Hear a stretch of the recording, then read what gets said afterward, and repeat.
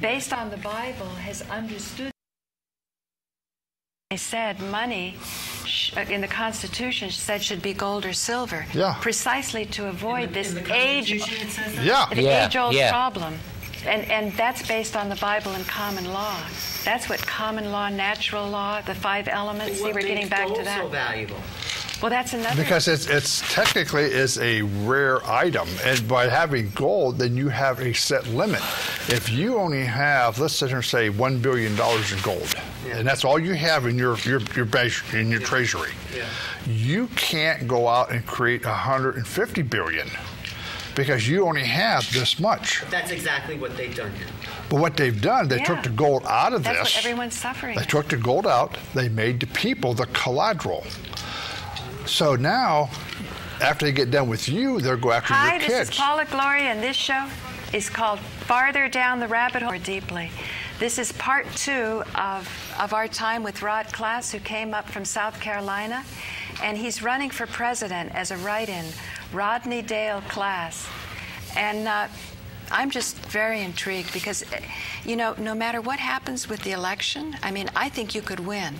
But I don't know if the search engines will be jammed. Once people understand your message, like Joe and I felt that the very campaigning itself will lift up a lot of people because it'll give them remedies in court. And hopefully, with more people with their remedies, we can turn the whole country around. Well, it's like we were sitting here saying in the last show, you're getting into the courts for the corruption. That falls back under the state of emergency. It goes back into the securitization of your signature. It goes back into the birth certificate. When you're walking into these courts, and this is where the problem's coming in, if we were operating under a constitutional form of government, then a judge would have to sit here and be a mediator. A jury would have to make all the decisions and rulings. The prosecutor would have to bring in a real victim. Right. Under Rule 17, real party of interest. That's under the Federal Rules of Civil Procedure. But because we're operating under the state of emergency side of this thing, and they're bringing you in as an alien enemy resident, now where did this come from? It's amazing. Okay, now you go back in and you ask the judge, or you ask a lawyer, what is the authority of you bringing a criminal charge against me? Where's your authority? Because under the Civil Rules of Civil Procedure, or the Federal Rules of Civil Procedure, Rule 2 says there is but one course of action, and that's civil. Under military rule? No, that's under civil. That's just civil. Under regular Constitution. There is no criminal law under Constitution brought by the state, not brought by the state. Now, on you and I, that's different. Now, I'll get into this. What about treason? Isn't that a crime? No, well, just hold on a minute. Hold on. Okay, understand. Civil action. Under the constitutional form of government, if we had a murder, a rape, hit and run, the prosecutor would have to bring in the victim or the victim's family, represent them in that courtroom. The state of New York represents the family of John Doe against the defendant, Mary Smith, or John Smith, okay? Then the state could come in and represent because they actually have a real victim. But under the state of emergency, it's the state of New York, the state of North Carolina, the state of California. Where does the state get the authority to bring in the state? It falls back under the state of emergency clause. They always bring criminal charges. You ask a judge or you ask the attorney, what authority do you have to bring criminal charges? Well, that comes under Title 18. No, sir, that's the penalty section. But as you are aware, Title 18 was never passed by the House. It was only passed by the Senate. We got congressional records. We got certification. What year, Title 18? Title 18 is the penalty section. That goes back in for the criminal side. Right. What year was that passed? It wasn't. Or not passed? It was not passed. It was supposedly kicked in 1925, 1929, in that area, okay? the thing of it is, it only went by the House. There was too many errors in it for it to be passed by the Senate. And the Senate says, no way, we're not passing this. So it became prima facie law. Prima facie law is, unless you challenge it, it's the rule of law. But the point being of it is, that's the penalty section. That is not the jurisdiction section. There's a difference between jurisdiction and penalties. So when you go back and push the penalty section or push the jurisdictional side of this thing, they will never tell you. And the reason why is because jurisdiction comes under Title 50 of the United States Code. What's Title 50? War and National Defense. Get into Chapter 3, Alien Residents. Whoops, alien resident. We just talked in a previous show how the state of emergency put us in under the Trading with the Enemy Act of 1917. I don't understand how they can make all the American people alien enemies. Very simple. They went behind closed doors. They wrote up the law. They sat here and passed it. It never came before the people because remember... How can you be an alien on the land on which you were born? Very simple. They occupied it. We have a force that came in and they took over our government. Remember, Roosevelt, we went from a Republican form to a democracy. They changed our government. Right. So we truly are their slaves. Oh, yes, we are, under the present circumstances. It's not just a metaphor. I don't accept it. No, but see, the thing of it is, they're still hiding. Right, only if you acknowledge their authority. We're saying they're occupying. They're saying, I guess, even they're saying, they're sneaky. Well, okay, they're not wait a saying minute. to the world we are. Oh, yeah, right.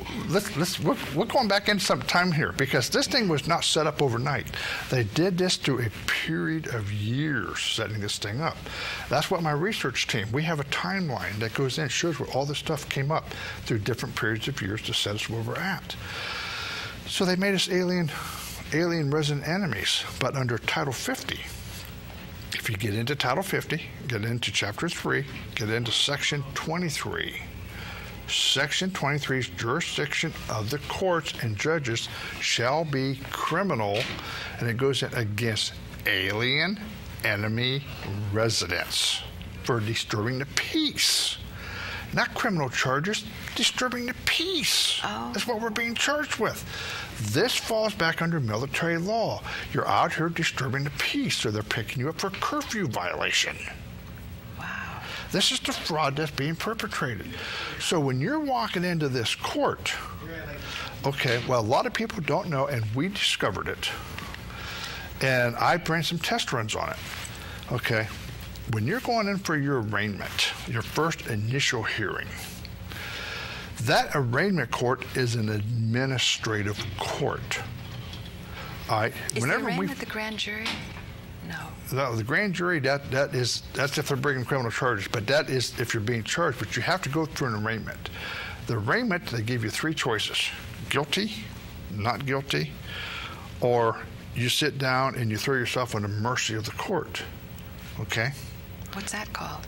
That goes back into where it is no contest. No contest. No contest. You're not arguing. When you throw yourself. Oh wow. Yeah, you're not arguing. Sounds bad. You're going to come in and say no contest. So now you're allowing the judge to make a predetermination of what he's going to do to you. Why would somebody do no contest? Because people are stupid.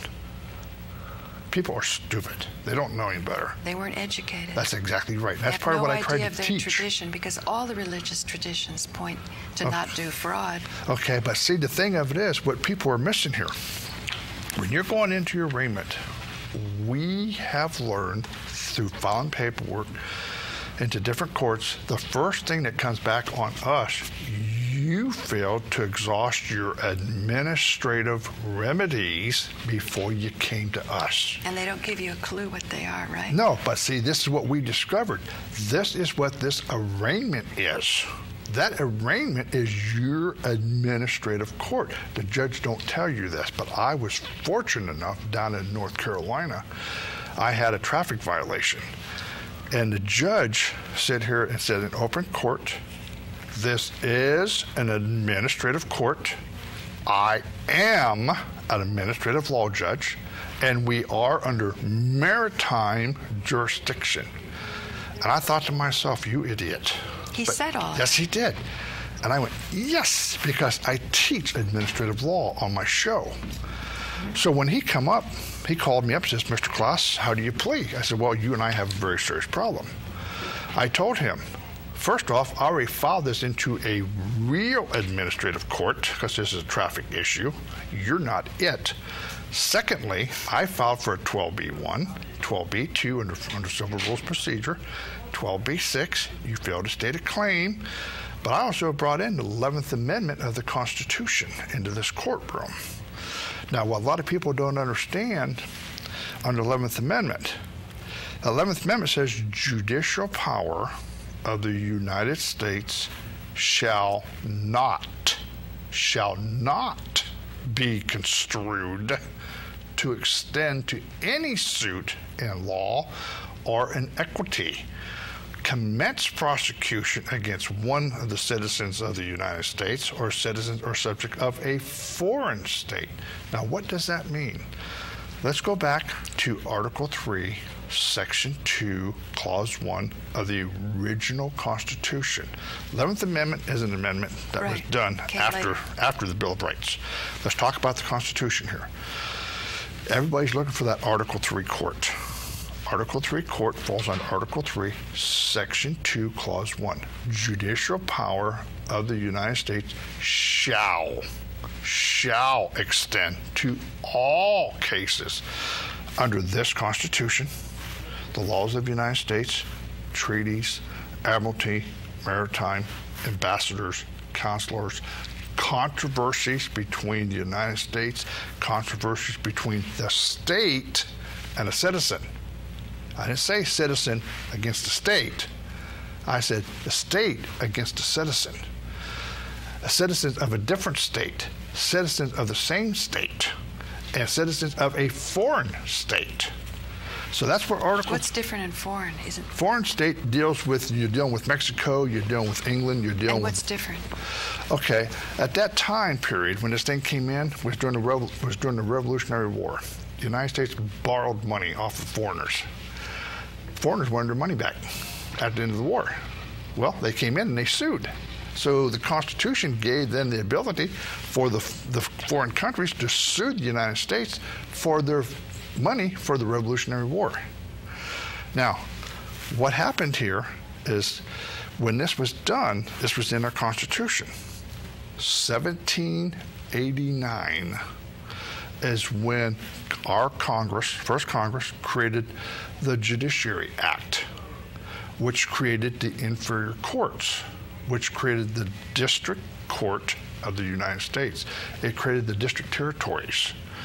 But what a lot of people aren't aware of, when the Judiciary Act was created, it not only created the courts, but it created the ability for the Attorney General's office to come up. Now stop and think. If you got a court, you got to have a prosecutor. So when the Judiciary Act created the courts, it created prosecution. This was in 1789. Because of us coming out of the Revolutionary War and because of the lawsuits and other issues, they went back in and they passed the 11th Amendment of the Constitution in 1795 on February 5th. That's when they sit down and says judicial power of the United States shall not be construed to extend to laws or in equity. Is that the remedies to go back to the Constitution and common law? Yes, it is. So what this does... But they don't tell you that's Oh, no, they don't. The courts don't tell you that. Your process. See, this is what we're running into in the problem with the court systems today. Number one, when you're walking into the arraignment, that's your administrative court. If you do not put paperwork in to object administratively, then you go to a judicial review. Judicial review is a record of what would happen in the administrative side of this thing. If you didn't put nothing in on the administrative side, there's nothing for the judge to hear. Administer. Right. You have to create... You got to create a record. That's what Dean Clifford means when he says all your paperwork is generating their activity. They live for your paperwork. Yes. So, but when you're going, even when you're beating them and they can't answer, the prosecutor can't answer the great Supreme Court rulings? Because when you went into your administrative, you went into your arraignment, they only gave you 3 choices. Right. Guilty, not guilty. Guilty no or contest. no contest. They don't allow no paperwork in. So when you're going for your judicial review, you have nothing on the record. So when you try to speak up, Your Honor, I can't hear it, because if you don't make the argument here, you can't bring it in here. So he shuts you down. This is part of the scam of the court system. This is part of the scam of the Bar Association. Okay, this is one aspect of it. That 11th Amendment is the other aspect of it, because they're allowing the prosecution, they're allowing the police officers out on the street to bring statutory law against you for parking violation, marijuana violation, drug violations. IRS violations. Oh yeah, all this. They're allowing them to bring the laws against you. So when you walk into that court, if you don't present it at your arraignment, you can't bring it into the court. But then they turn around and the judge sit here and say that you can't bring the laws into my courtroom. You can't bring the Constitution into my courtroom. Well, How does he get away with that? Because the 11th Amendment sits there and says judicial power of the United States shall not be construed to extend to any suit and law. What's Constitution? Law. What's the state of laws? What's state statutories? Law. What's UCC? Equity. Well, now we're back to no law for anybody, What happens here is this. which is a disaster. Joe is a defendant. I'm the prosecutor. You're the judge. You are not going to allow Joe to bring anything into this courtroom under the 11th Amendment, but you're not going to tell him that. You're going to tell him he can't bring the laws in. He can't defend himself. Yeah, that's what they did. I put in all this paperwork on the Constitution, saying, you know, that it was all my rights. That they and the judge actually said my arguments had no merit. That's exactly and I right. said, how can I cited the Constitution and Supreme Court rulings. Yep. How can the Constitution and Supreme Court rulings have no merit? Because under the 11th Amendment, he went in, he has no judicial power. How did I find this out? I filed paperwork into a federal court against judges. The attorneys for the judges in a federal court came back in and they told the federal judge, Your Honor, pursuant to the 11th Amendment of the Constitution, the plaintiff, Mr. Class and Dave Bussey, cannot bring any laws or equity into this court. And Mr. Class and Mr. Bussey cannot commence prosecution because the 11th Amendment forbids it. And I went, right there's the answer. This is how they're operating us in these local courts and in the federal courts. So how do you turn it around, Rod? Do what? How do you turn this around to Well, what we turn around and do, now we walk into these state courts and we play the 11th Amendment immunity. You have no... So in other words, to get you in, they'd have to go through the State Department. Well, this is another second. We're going to get into this. In other words, what the heck are you doing? Wait, I want to hear this. Go ahead. Listen, see, what we got here, we got several different jurisdictional issues. What a judge does, he slides. The moment you hit him up on one, like on the administrative side, he slides over to the 11th Amendment side. So now he's covered on the 11th Amendment. If you don't understand this, he's got you. Is that what Roger meant by the target's moving? Yes. Yeah, so we the have target to move faster. You got to move with the target. Right. You got to move with the target. Yeah. So when you bring him in and you do the 11th Amendment jurisdiction here, and the judge sits there and says, we're not going to allow you to do that. It says, okay, then you brought me in under criminal charges, did you not? Yes, we did. Then you brought me in under the Trading with the Enemy Act, and you brought me in under the state of emergency. Then what does he say? Now, that's the third jurisdiction. That's the third target we moved over to.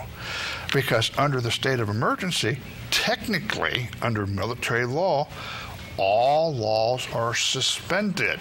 But see, we got one That's problem why he here. said it has no merit? Yes. Even Supreme Court rulings That's are exactly suspended? right. All laws are suspended. But see, we got one problem here. On November 2nd, is the only day we are under the Constitution in this country. Why? Because this is the day I want to be hired. I want to be governor. I want to be president. I want to be elected. That's the only day we got Constitution. That is from 9 o'clock in the morning to 9 o'clock at night. At 9:01, we go back under the state of emergency, where now we're no longer a constitutional form of government, because now we're back under martial law. But then this is the concept. But what about all those votes only having 3 electoral votes out of the District of Columbia? That made so much sense to me when I heard that. If we're all citizens of the District of Columbia, that only controls 3 electoral votes. And that's why voting isn't doing much. Well, see, we got another problem here. Because all the states are supposed to vote for their favorite person. Yeah. And then at some time, everybody comes together, who their electors, I guess you call them, and they decide who's the most popular will be president, and who's the second most popular will be vice president. Well, that's how it's supposed to work. But the president's supposed to pick his own vice president before they run. That's what I'm running into. I got to pick my own. No, but I'm saying that's what I read in the Constitution. Yeah, that's how it's supposed to be. The most popular guy. So yes. If you ran for president and people start to do the writing and you do the internet thing, you could just probably tabulate who's the most popular. Well, it would be. You and who's could the get second. This. And yet now on the internet you have fabricated personalities, so that seems a little dangerous. That's where the affidavits come in, and the robo-signing, that you've got to connect a real flesh being to That's where all that comes in at. And yeah. But see, what you're running into, getting within with that all this falls back on the state of emergency, because from what we said at the beginning, running through your courts on all of this, now the judge runs into the state of emergency side where everything is suspended. That's why your laws is frivolous. Besides 11th Amendment. No merit. It has no merit. It's frivolous. It's merit. But see, the problem of it is that flag that flies behind that judge, everybody's mistaking that. That's not an Admiralty's flag. An Admiralty's flag is blue. You're right, it's military. Right. We It's went military. to the VA and we saw the flag with the yellow This fringe. falls under Army Regulations 840-10. It falls under 8.1, 8.2. That eagle isn't a presidential, that is an administrative flag with that gold fringe. Dwight D. Eisenhower in 1959 passed Executive Order 10-834, putting that gold fringe on the flag and putting it into administrative offices. That makes every one of these courts administrative courts, not judicial. Why did he do that in 1959? Why 1959? Why? Because it went back in and solidified the fact that we have no judicial power in these courts, but administrative under the state of emergency. This is when a lot of stuff changed back at this time period again in this country. Who appreciates that flag? Because we were helping Lindy Heiss in Oregon, and she said there was no gold fringe on her flag. What's that about? And Josephine County, I also found surprisingly through the internet, had already become familiar with Lynn Schmaltz's work, talking about the securitization of prisoners at $10,000 a day. Yep. So why would her flag have no gold fringe? All right, some courts take it out. But the thing of it is, did they leave the eagle set on top, or did they put the ball on top? The eagle and the ball has meaning? Yep, that eagle is administrative. That's presidential. The little round ball is civilian. Look at any of these posts outside. When the flags are flying, you got the round ball and a straight flag. So administrative means presidents and corporations. Yes. Now, what's the danger to flesh and blood human beings to be in corporate administrative courts? This goes back in under the state of emergency side, where they sit down and created the all caps name under the birth certificate. This is how they stole our identity. When you're walking into the court, they're calling you by your name. Now, the courts understand this, trust me. The judges do understand it. Because when judges get retired, a lot of them talk, they say, oh yeah, we knew about this. Yeah, we knew about this. How sickening. Yes, it is. It's like with police officers. Okay, police officers, I've had several of them that are retired will sit back and say, oh yeah, we knew we violated people's rights, but it was our job. We had to do it. It was our paycheck. I wanted my retirement. Right. So wait a minute, let's go back in here. The bottom line is, Nazi Germany, during the Nuremberg trial, what did Germany sit and say? Well, we was only following orders. Every one of them got hung for following orders. We are under the state of emergency. We're under military law. we come under the Lieber Code. That Lieber Code is rules of engagement for the police officers and the courts of how they deal with civilian population in this country. That Lieber Code is really strict. I mean, it's real strict. How did you find, or your research team find the Lieber Code? Yes. We got different people who's sitting on different information. What's our remedy? That's what I want to know. What's our remedy? Education. Knowledge. Education. And that's what public access is all about. Education. This is what my show is all about. It's about educating the American people. In order to fix a problem, you have to know where they broke it, how they broke it, when they broke it. Right. You have to have the history and knowledge behind it. You have to have what Constitution Man calls intestinal fortitude. That too. Because now that we've descended into the depths, there's beauty in the system and there is remedy. There is remedy. And we're finding remedies in these courts. I don't see beauty in the system. It's just so corrupt. It's like unless the American people wake up and demand change. But the remedy's got to come from a system. That's why I was intrigued by, he said, the military book that was thrown out by Roosevelt. Yes, see, the thing of it is, how are you going to ask for change if you didn't know where it was broke? Right.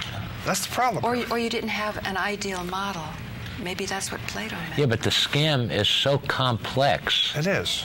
That very few people, I mean, it's like you've studied it for so long, but 98% or 99% of the American people are going into court and don't know any of this, and they're all getting screwed. Yes, they are. They're getting railroaded because of lack of education. The problem we're dealing with is you cannot hire an attorney. An attorney cannot and will not come in and defend you. Example, okay, I made a trip out to California. I carried a revolver. I had it in my backpack. I had a little black bag. I had it in the airplane padlocked, okay? I didn't have a problem getting to California. I came back. I got pulled off the airplane. All right? TSA pulled me off. Says, Mr. Class, you failed to disclose that you had a firearm. I said, I didn't have a firearm. Yes, you did. I says, no, sir. First off, you don't know the definition of the word firearm. I do. I didn't have one. Plus, I'm not going to debate with you because you're not intelligent enough to understand the law. You told him that? Yes, I did.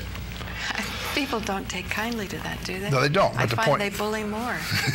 But see, the thing of it is, and you didn't have it properly packaged. It says, how do you figure? I had it in a black case. I had it in a backpack. I had it in my suitcase, and you cut my padlock off. You cut my padlock off. I had it secured. Well, you didn't have a proper box. I said, why do I need a proper box? He says, well, we don't want people getting into it. I said, whoa, wait a minute. You're telling me that you're running me through a metal detector, and you get people who don't go through a metal detector working on your desk and plant bombs on these airplanes without the people knowing it, and you're telling me that I have to have a padlock on the box because your people are thieves? Is that what you're telling me? Well, I had a bunch of people around me, and they got real upset, so they pulled me off to the side. I said, just buy the box. So I bought the box. I come home. A month later, I got a letter from TSA, Homeland Security. They sit down and says, Mr. Class, you got 5 choices. Pay a $500 fine and face charges by the state. If you don't have the $500, pay a $300 fine and face charges by the state. Or you can go before a mediator and we can mediate this, or we can go before an administrative law judge under Title V, under 3105. And yes, that's my field. I want an administrative law judge. And then I read number 5. They turn around and says, if you can justify why we should not charge you, put it in writing. You got 30 days. I said, oh man, choices. Which one do I want? I got so many here.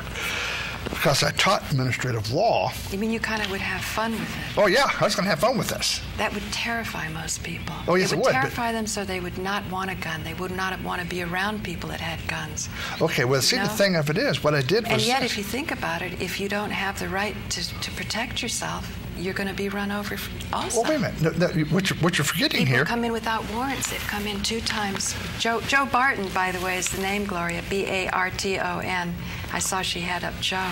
2 times they came in with no warrants. Okay, he woke up with a shaky barrel like that, even, okay, you know, and the warrant. Oh. But you forget one thing here: the word firearm. I didn't have a firearm. I had a revolver. So what I did, I got into Title 27, Code of Federal Regulations, 479.11. Definition of firearm. A firearm is a shotgun modified of a barrel of 18 inches or less, overall length less than 26. A modified rifle of a barrel of 18 inches or less, overall length less than 26. A fully automatic machine gun and a silencer. And a gun has a barrel of 1.5 inches in diameter. 1.5 inches. That's huge. That's a gun. Okay, so I got into Title 26, United States Code, 5845, definition of the word firearm. It is a modified shotgun, the whole same thing. So I sent this in. I said, okay, would you please tell me which one of these items that I had? I gave them 30 days to answer me. I said it by... And I guess that's the last you heard from them? No, well, what I did is they threatened me if I didn't answer within 30 days, I was going to be in federal court. I was hoping to be in federal court. I wanted to argue this on the administrative side. So anyhow, I fired it off to them. They said on it. I sent them another letter. Same thing. I said, now, I put a green card return receipt into you. You failed to return my green card. This is now mail fraud, and if you don't give me my green card back, I'm going to bring charges against you for wire fraud and mail fraud. So another 6 weeks went by. I got a call from Homeland Security. It says, Mr. Klaas, says, we're going to drop all the charges against you. I says, you are? Why? He said, what? I said, why are you dropping the charges? He said, I want a hearing. He says, well, we can't give you a hearing. I says, why not? He says, because our definition of the word firearm is different than your definition of the word firearm. I says, it is. I says, I pulled mine out of Title 27 CFR and out of Title 26 United States Code. Where did you guys get yours? He says, out of Webster's Dictionary. I said, Webster's Dictionary? He said, that's why, because you brought in the legal definitions. They could not give me a trial because if we went to a trial and had a debate over the definition of firearm, they would have to dismiss, and that means every single case in this country where the people were charged with a firearm, the cases would have to be overturned and dismissed. No lawyer can operate and no lawyer can bring this in because it would expose the fraud. That lawyer is tied into the Bar Association. This is the same thing with these mortgages that we're dealing with. The moment we go in and we show the securitization that the banks are making off of our signature, that automatically pays any loan. But the thing of it is, the moment you signed, that property was yours to start with because you gave them that signature. Remember that watch? Yeah. It wasn't about the watch, it was about the signature. Right. So every one of these mortgages is paid. The banks know it. The courts know it. But that's why we want to know, why is your signature worth $1 billion or whatever it's worth that your research team has discovered? Where did that power come from? Because now I feel terrible that my signature has generated all this mischief in the world. And I feel the time has come that I need to go into court and stand up as a creditor and say, you know, what has been, you know, defiled in my name, without me knowing this. How can you do this? It is. And bring to task the people. I'm not for having the trustees hide and you hope they never show up.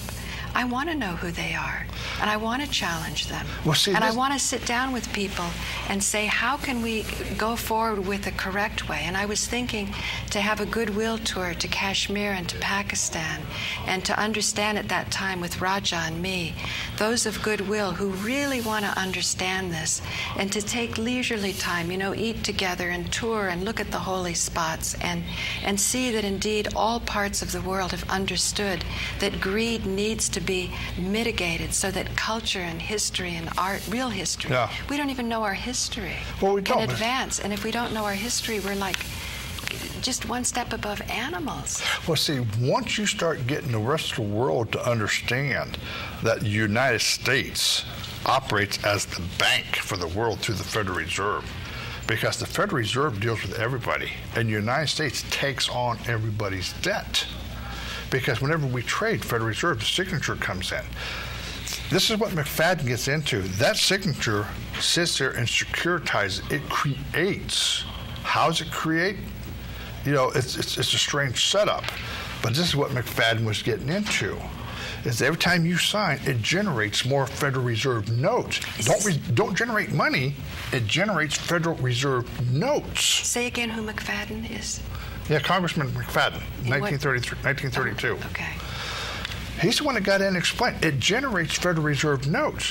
Federal Reserve notes is a promise to pay. It's a IOU. It's a debt note. So whenever you're sitting here using securitizing, you can create all the debt notes you want. It has no value. It has no meaning. But it does to them because it puts you and I deeper and deeper in debt. See, the understanding of this, and this is what the courts understand, if the American people would wake up and they would understand, prior to 1933, we actually dealt with gold and silver. Okay, when you walked into the bank and you had to pay it back, or they gave it to you. After 1933, the signature come in. The people were so indoctrinated that you had to pay back what you borrow. That they didn't notice the slipper. They didn't know that they didn't know it. They sit here and they sold us out. It was your signature that was securitizing. So technically, what this would do, before that, a dollar bill would be a certificate of a certain amount of gold held on reserve. All right, you remember the old silver certificates? And gold certificates. Yeah, gold certificates. They were backed by gold. You could actually take that in, and they would give you a chunk of gold or give you a chunk of silver for that dollar. Right. You take a Federal Reserve note in, you can't get anything out of it other than another Federal Reserve note. If you got a 20, they'll give you a 5 and 2 10s or 10 and 2 5s. Okay? The thing of it is, if the people would understand, and this is what the countries are scared, this is what they're afraid of. And this is part of the understanding, is that your labor would generate credit. As long as we built homes, as long as we built papers and pencils and schools and had education, your program here with what you're doing, as long as we're being productive, our signature is all we needed. If we wanted $1 million home, we go down and we sign for it. That was given to us. They took our signature. They securitized.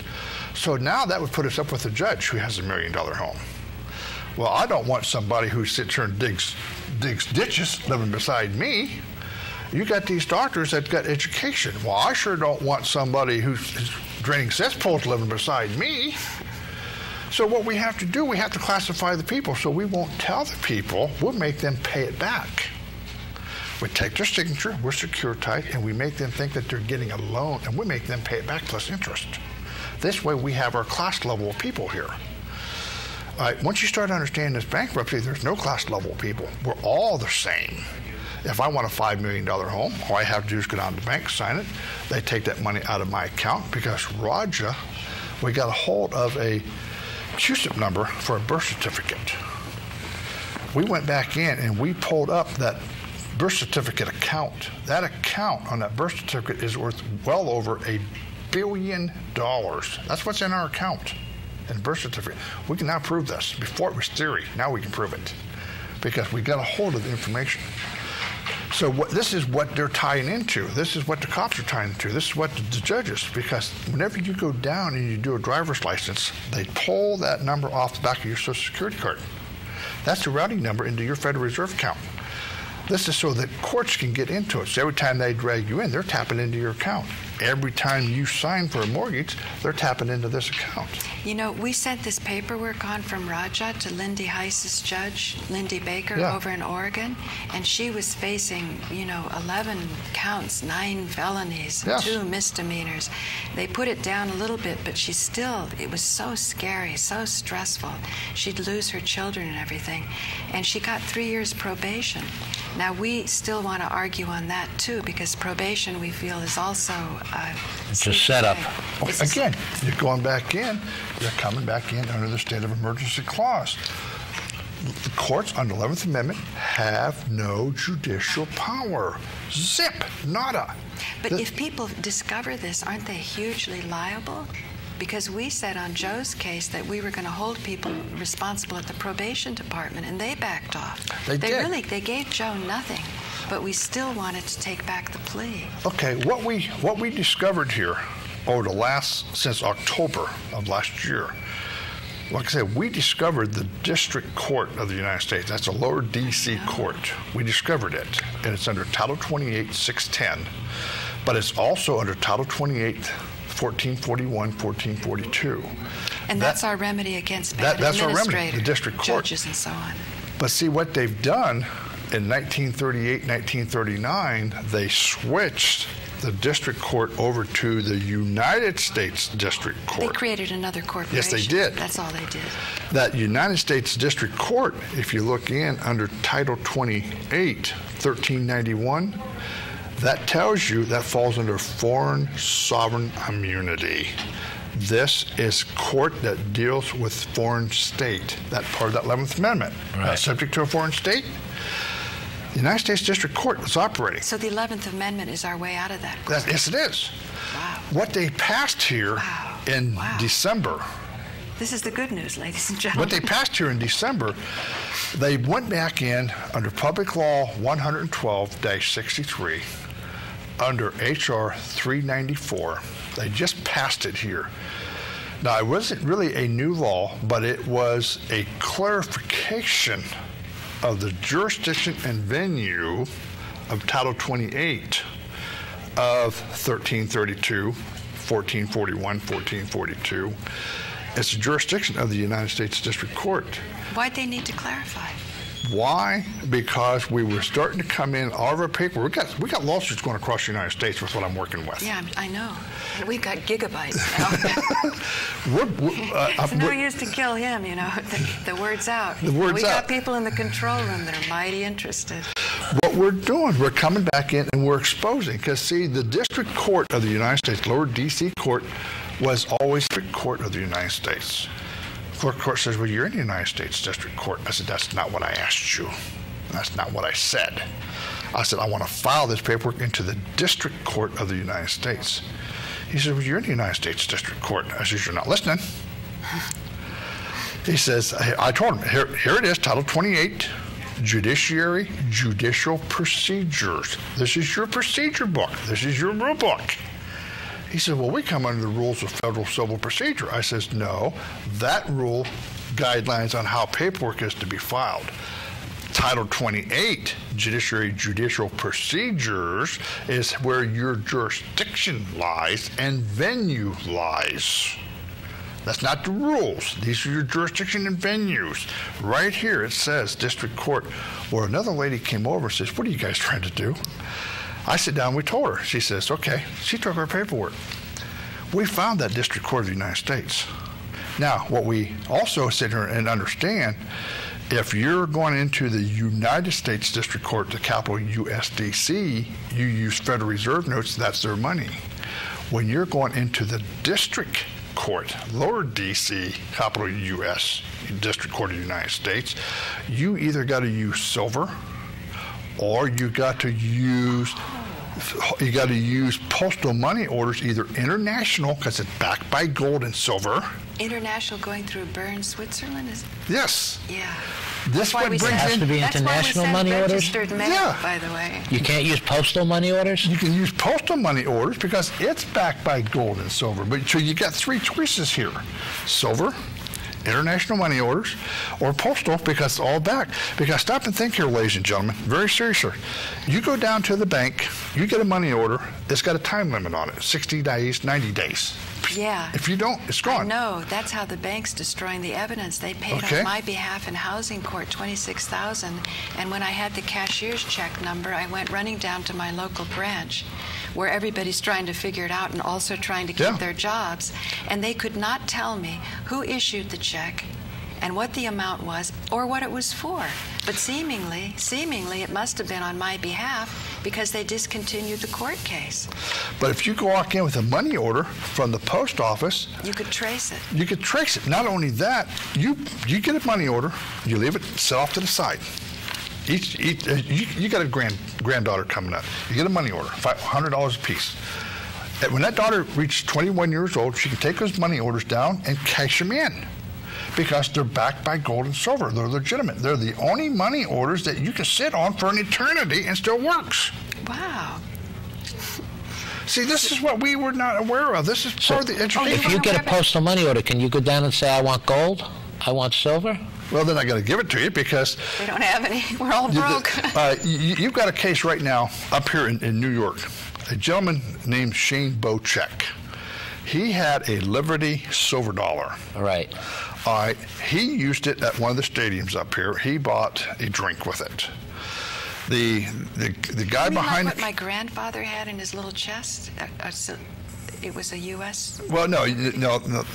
Don't get this confused with a Morgan. Oh, okay. This is a regular Liberty silver dollar that you used to get on TV. It was 0.999% pure silver. Advertised them like, They busted this place because they took the silver, because they put silver out on here and people were buying them. That ounce of silver had worth. All right, but the guy called the police and tried to get Shane Bochek busted for counterfeit money. It wasn't counterfeit. All the guy had to do was put a Federal Reserve note in, pocket the Liberty silver dollar, and he made $29 profit. Right. It had value. So it sits there and shows you can't use gold and silver in this economy of ours. You have to use Federal Reserve notes. At the same time, I heard that we don't really want to go back to a gold standard either, because the gold is not in Fort Knox anymore. Did you say earlier it was shipped over to Germany during World War I to start World War I? Well, this is all part of what got shipped out through the 1920s, 1930s. This is what the Federal Reserve took out of this country. But like I said, I got a buddy out here in Oregon. They're pulling out tons and tons and tons of gold on a regular basis. We're pumping oil. We got natural resources. The system, if we were to go back into natural resources for our economy, then what would happen here is that they would turn around and have to pay the American people back all the money that they've embezzled off of us with these promissory notes that they've handed. Because that IRS setup, technically, if you really understand IRS, what that is a tabulation of how much was in your account. What if we got back into gold and silver, this is what they're going to have to actually pay us back. Because think about it, if I was to sit here and hand you IOU, IOU, IOU, IOU, IOU. I got a stack. Okay. Now, when I finally got some real money, you're going to come back and say, okay, I want my money for all these IOUs. I gave you credit. I gave you food. I gave you housing. So when you're paying taxes until the owner shows up who's not bankrupt? You can't pay taxes because there's no money. See, that's why people don't understand. So what are they busting their ass over? What they're busting their ass is over fraud. Because they're allowing you to believe that Federal Reserve note had value. Federal Reserve note. See, I got a case right now in Washington, D.C. But if everybody believes it has value, doesn't it have value? It does, because you were from the time. If they have courts that are honorable, not dragging us in for no reason, where they switch it around, they're the ones robbing and stealing. They're the ones who are not. They say you are. They say you're doing the felony, and that's exactly right. What they're doing is horrifying. What they're doing is they're cashing in out of your account. They're supposed to be paying off the public debt. This is where the 14th Amendment Section 4 bounty comes in. This is part of what we're teaching people. Oh, we're going to be bounty hunters? Yes, that's exactly what I am. I hold a position as a bounty hunter. I hold a position as a private attorney general. And that's what you learn as private attorney general?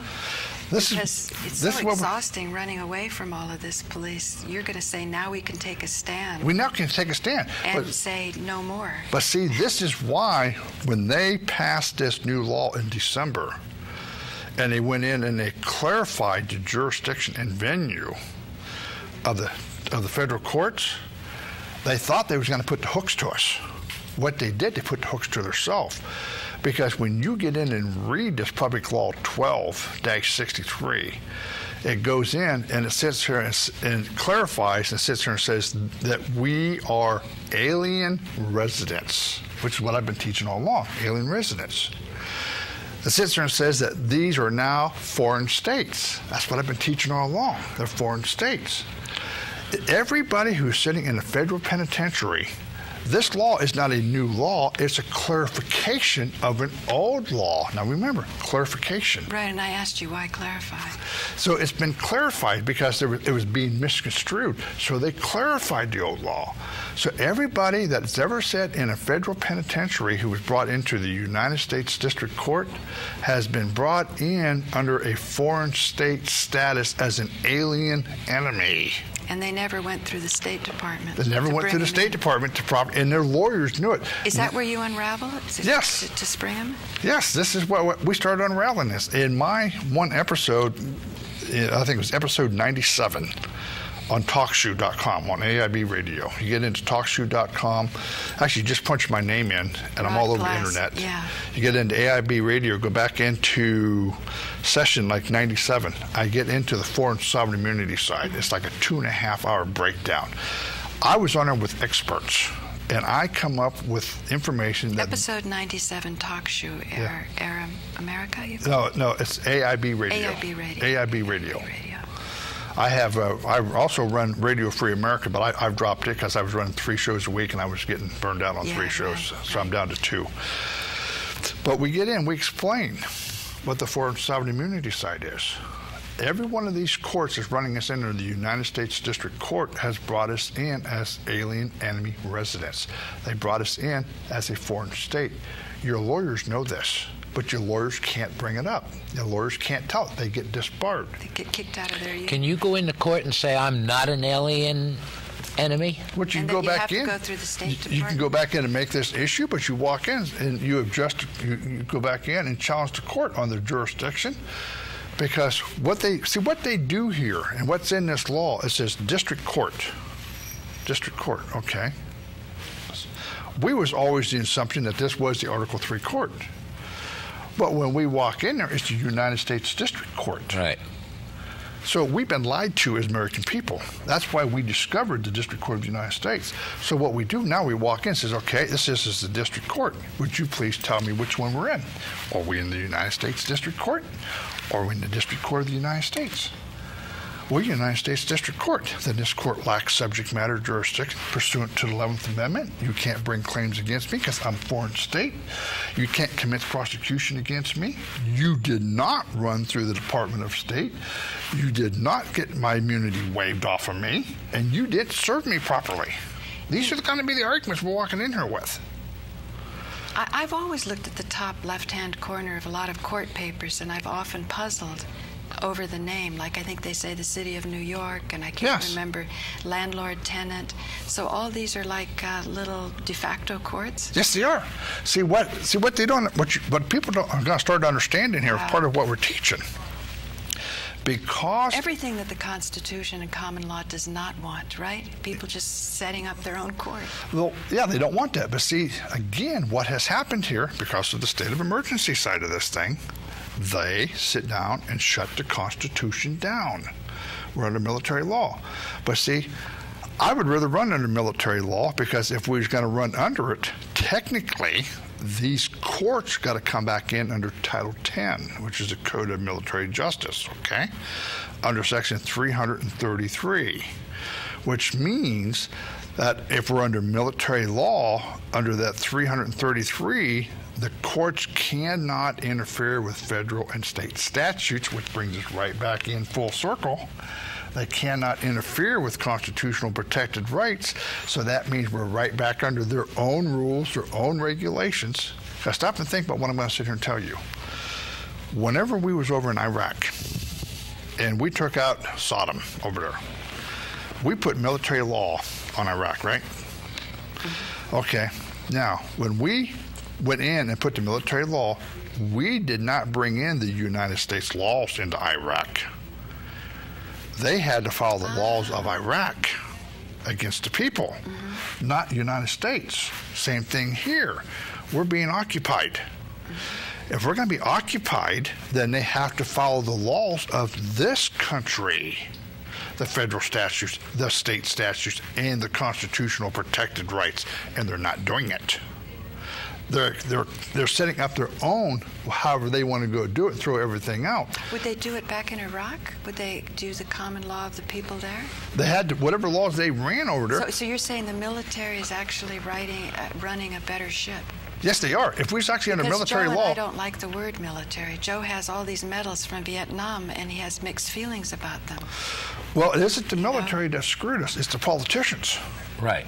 It's the politicians that sit down and put limits. See, that's why I wanted to take a goodwill tour to Kashmir and Pakistan with Raja to try to work out what is the importance of a warrior caste to then protect the intellectuals so that the intellectuals can come up with correct models. There's so many good people in the world. Well, there is. You know, and they want to do the right thing.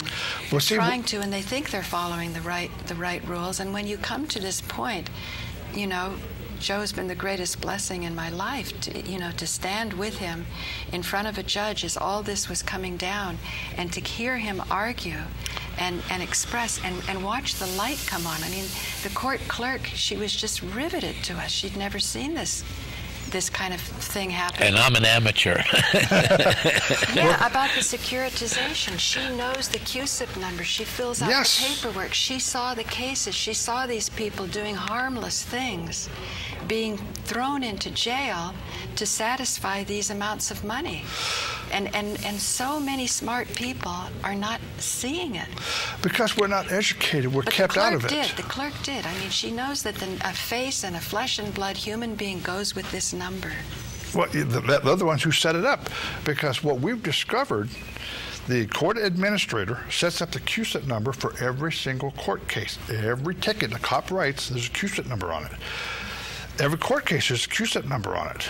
All right, it goes into, let's sit here and say, we found infidelity insurance out on the stock market. All right, they've already securitized on it. They have to find you guilty now because otherwise they've embezzled money out of the stock market for unreasonable profits. So they have to find you guilty to justify the money that they made off of you. All right, we got into what is known as the CRIS account. It stands for the Court Registry Investment System. That's what we sent to Judge Lindy Baker. Okay, this goes in. This is sitting on the stock market. Every one of these cases is sitting on a stock market for securitization. It's highly profitable. The judge has vested interest in this. This is part of their retirement program. Yeah, I know. But see, this turns around violates Title 28, 455. Does this judge have vested interest? Yes, he does. Does the court? Yes, they do. This is why the bars and a vested interest means they should recuse themselves because it won't be an impartial. Well, the problem of it is, what judge you're going to put on the bench that it isn't going to sit down. Even if he finds you guilty, he's kicking it over for his buddy. This is where the problem's coming in. This is why we, the American people, are going to have to get better educated and wake up to this. It's like I proved in a court case in Ohio. I came in as a private attorney general. All right. Just recently? Yes, I did. Yeah, with Roger. Up here in, was about 3 weeks ago. It was up in Ohio. We went in before a federal judge. I got up there. I laid out my credentials. I showed her they were stamped by the Judiciary Committee on the House and Senate side.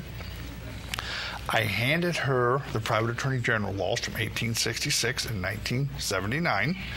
The thing of it is, the private attorney general, all of us hold this position. Congress gave you and me and the people in the audience. We all hold position as private attorney general because it was given to us by Congress to go after the system, for us to bring charges, for us to come back in. This is supposed to have been our remedy for reprimanding. Charges against the judges and the police officers and the sheriffs and everyone who was acting out of line. Yes, and this is where the 14th Amendment, Section 4 bounty came in. Because the moment that judge acts outside of his judicial position, and every one of them do, because the moment they claim jurisdiction and they fail to tell you that they brought you in under the Trading with the Enemy Act, or they failed to brought you in under state of emergency, they step outside their jurisdiction. That 14th Amendment, Section 4 bounty now allows the private citizen to go bring charges against them, and under the Confiscation Act of 1861, which has never been repealed, allows us to go after their property, their bank accounts, their cruise liners, their airlines, their condos, have it all confiscated, just like a drug dealer. You get a drug dealer, what do they do with the drug dealer? All his money they confiscate. They confiscate all of his property. That is supposed to go in towards paying the public debt, but that isn't where it goes. It goes into the pocket of the politicians, it goes into the pocket of the judges, it goes into the pocket of the police officers. I just realized they must securitize all of the subscribers to cable television. They do. Time Warner, it costs you $100 a month. Yes. So that means if they know $100 a month is coming in on a captive audience, it must be mind-boggling if you figure out the securitization. Okay. Say just here in Manhattan, if we're going out to 600,000 households. Yeah. That's 600,000 each month paying $100,000. So that your cell phone. That's the least of it, right? That's your the electric. least of it. Yeah, cell phone, electric, everything that you sign a signature on. Everything you sign a signature on. Your credit card. What is this thing that I thought was A for B, but it was A for V? A for Z. Accepted for value. You get that check or that what you think is a bill in the mail. It's a voucher.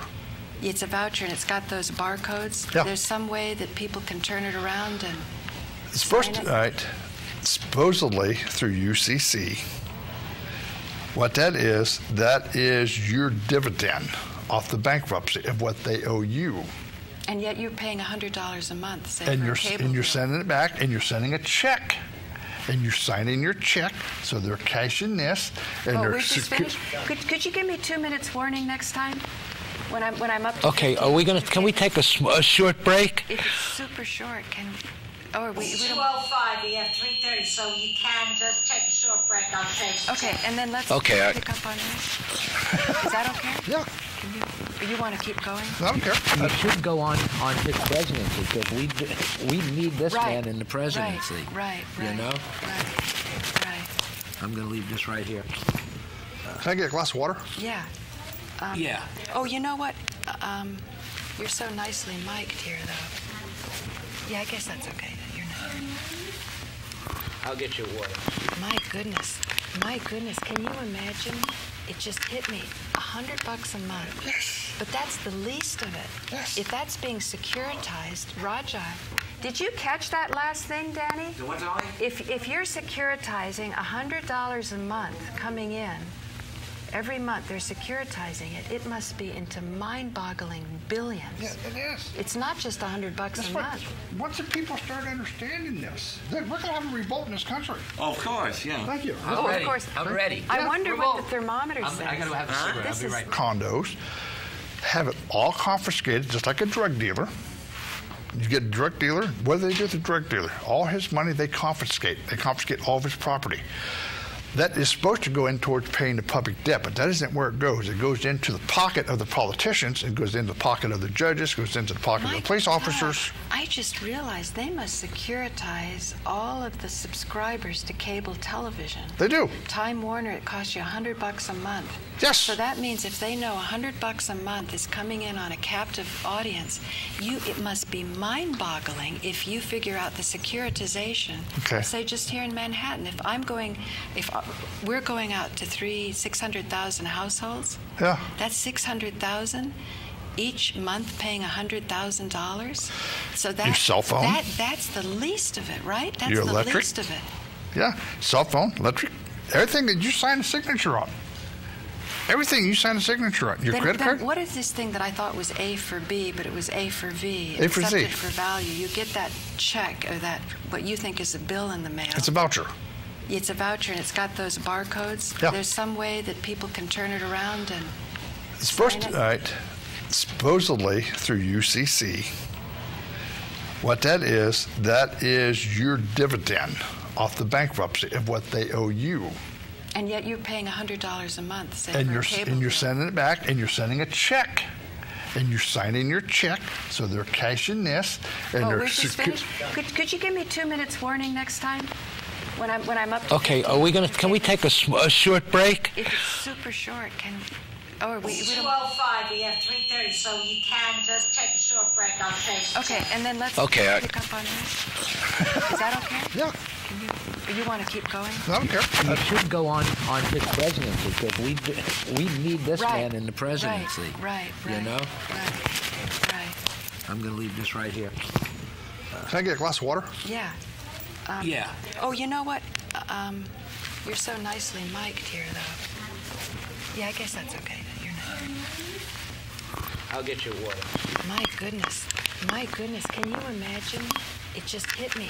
$100 a month. Yes. But that's the least of it. Yes. If that's being securitized, Raja, did you catch that last thing, Danny? The what, Dolly? If you're securitizing $100 a month coming in, every month they're securitizing it, it must be into mind-boggling billions. Yeah, it is. It's not just $100 That's a what, month. once the people start understanding this, then we're going to have a revolt in this country. Oh, of course, yeah. Thank you. I'm Oh, of ready. course. I'm ready. I wonder what Revolt. the thermometer says. I got to have a cigarette. This I'll be is right